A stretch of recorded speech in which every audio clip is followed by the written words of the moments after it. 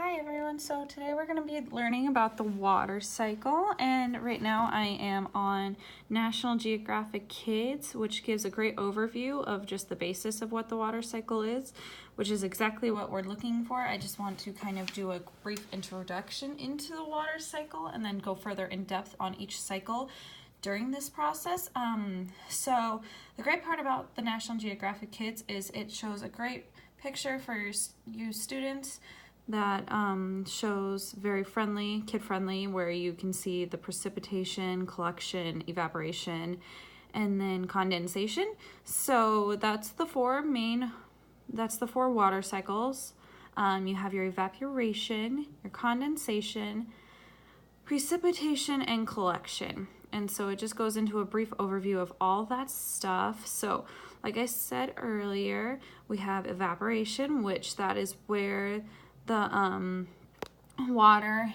sun warms up the Earth's temperature and it makes the water form into air and evaporates back upward into the sky, and then it plants and trees, they also lose the water.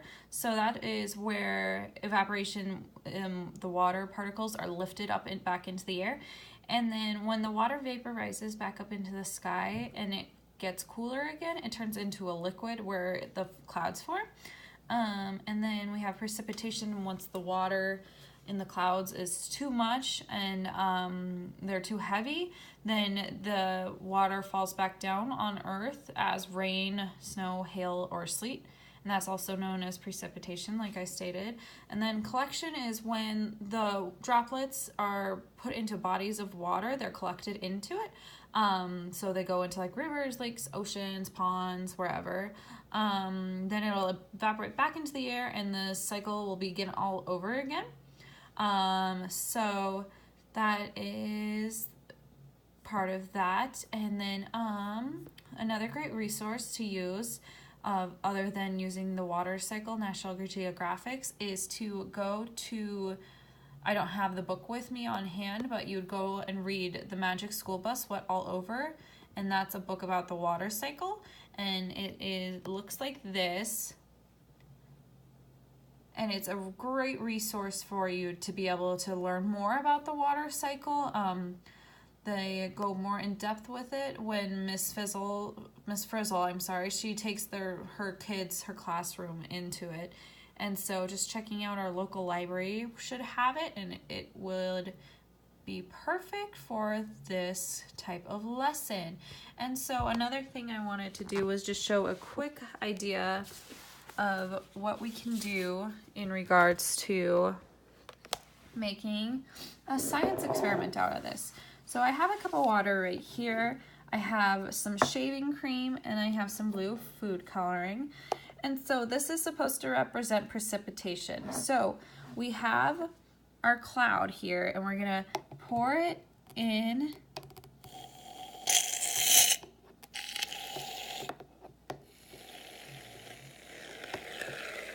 So there's our cloud, right? And then we have, this is representing air. And so what we have here, this is what we're gonna represent as the water. And so just give me 1 second to take that lid off.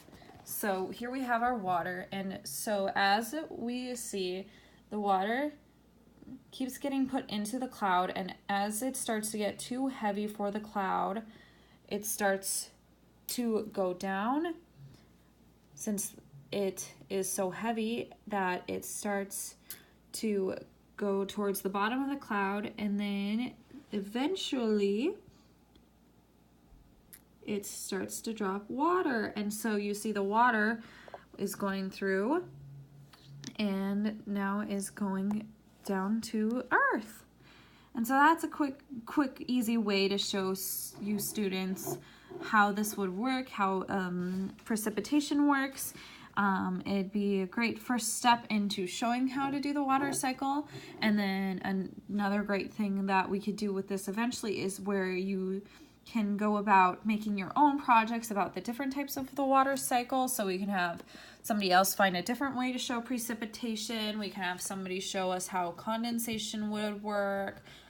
We can show how collection would work, as well as evaporation.